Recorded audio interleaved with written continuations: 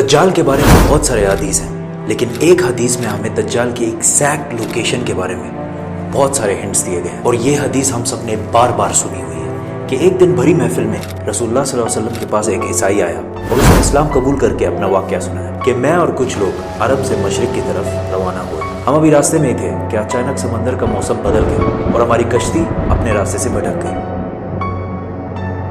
एक महीना इधर उधर भटकने के बाद समंदर ने आखिरकार हमारी कश्ती को एक जजीरे के पास ला खड़ा किया। बड़ी कश्ती डॉक करके हम छोटी कश्तियों के जरिए उस जजीरे पे पहुंचे और वहां हमारी मुलाकात एक अजीब किस्म के मखलूक से हुई जो बिल्कुल काला और जिस्म पर बहुत ज्यादा बाल थे उसके, और उसने अपना नाम जस्सासा बताया। हमने उससे पूछा तुम क्या चीज हो, क्या मखलूक हो? उसने बोला मुझे छोड़ो, वो उधर एक मंदिर है, उधर जाओ, वहाँ एक शख्स तुम्हारा बहुत शिद्दत से इंतजार कर रहा है। अंदर हमने एक शख्स को जंजीर में बंधा हुआ देखा और उसने हमसे 3 सवाल पूछे कि मुझे बेसान के दरख्तों के बारे में बताओ, क्या उसमें कोई फ्रूट फल वगैरह है? हमने कहा बिल्कुल, वहाँ बहुत फ्रूट फल वगैरह है। उसने कहा बहुत जल्द कुछ भी नहीं होगा। फिर उसने पूछा मुझे लेक ऑफ तबरिया के बारे में बताओ, क्या उसमें पानी है या नहीं? हमने कहा बहुत पानी है। उसने कहा बहुत जल्द ये भी खुश हो जाएगा। और फिर उसने कहा मुझे उस उम्मी पैगंबर के बारे में बताओ, क्या किया है उसने आगे तक? हमने बताया कि वो मक्का से निकलकर मदीना में आबाद हो चुका है। उसने कहा क्या वाकई ये सब मदीना आ चुका है? ये कहते ही उसने कहा कि अब मैं बताता हूँ कि मैं कौन हूँ। मैं हूँ दज्जाल और बहुत जल्द मैं अपनी कैद से आज़ाद हो जाऊँगा और तमाम इलाकों में जाऊँगा सिवाय मदीना यानी यसरब के। रसूलुल्लाह सल्लल्लाहु अलैहि वसल्लम ने तमाम लोगों को मुखातिब करके कहा, ऐ लोगों, ये है Yathrib, Medina.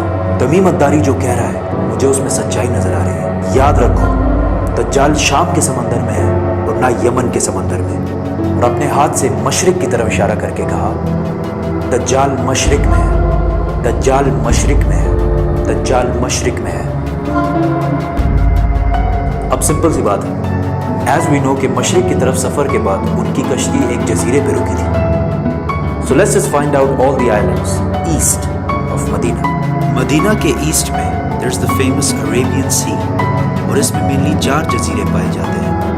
Lakshadweep island in India, Socotra island in Yemen, Masirah island in Oman and Astola in Pakistan. हदीस में क्लियरली फरमाया गया है कि दज्जाल यमन के समंदर में नहीं होगा, तो ये 2 आइलैंड्स तो निकल गए। रसूलुल्लाह सल्लल्लाहु अलैहि वसल्लम ने मदीना में जो मशरिक की तरफ इशारा किया था, अगर उससे हम एक सीधी लाइन खींचें तो बिल्कुल अस्तोला आइलैंड के ऊपर से गुजरती है। और जब जसासा ने उनको उस जजीरे पे एक टेम्पल मंदिर की तरफ भेजा था, तो इस जजीरे पे एक मंदिर टेम्पल के कोई रिमेन्स तो होने चाहिए। इंडिया के इस आइलैंड में तो ऐसा कुछ भी नहीं, लेकिन पाकिस्तान के अस्तोला आइलैंड में पता है क्या? मंदिर। लेकिन ये तो 1450 साल पुरानी कहानी है। मंदिर तो अभी 40-50 साल पहले बना हुआ। 2000 साल पुराना मंदिर। और मंदिर भी किसका? काली माता, हिंदुओं की सबसे खतरनाक और खौफनाक गॉडेस, देवी, जो दिखने में बहुत खौफनाक और जिसके जिस्म पर भी बहुत ज्यादा भार है। कुछ याद आया?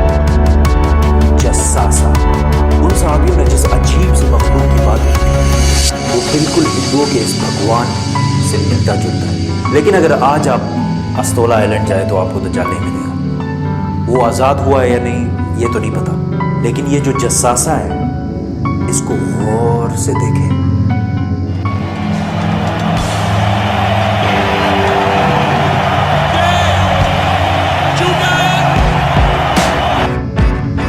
नाइनटीन 1970 के अमेरिकन म्यूजिक इंडस्ट्री के सबसे बड़े बैंड्स में से एक बैंड रोलिंग स्टोन्स है।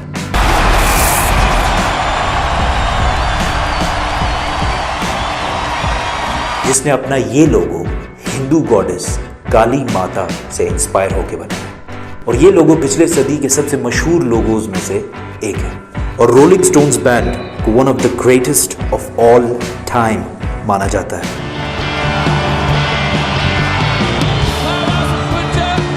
वन वे और द अदर, दज्जाल के जजीरे वाले जसासा का पूरी दुनिया के म्यूजिक इंडस्ट्री और फिल्म इंडस्ट्री को शेप करने में बहुत बड़ा हाथ है।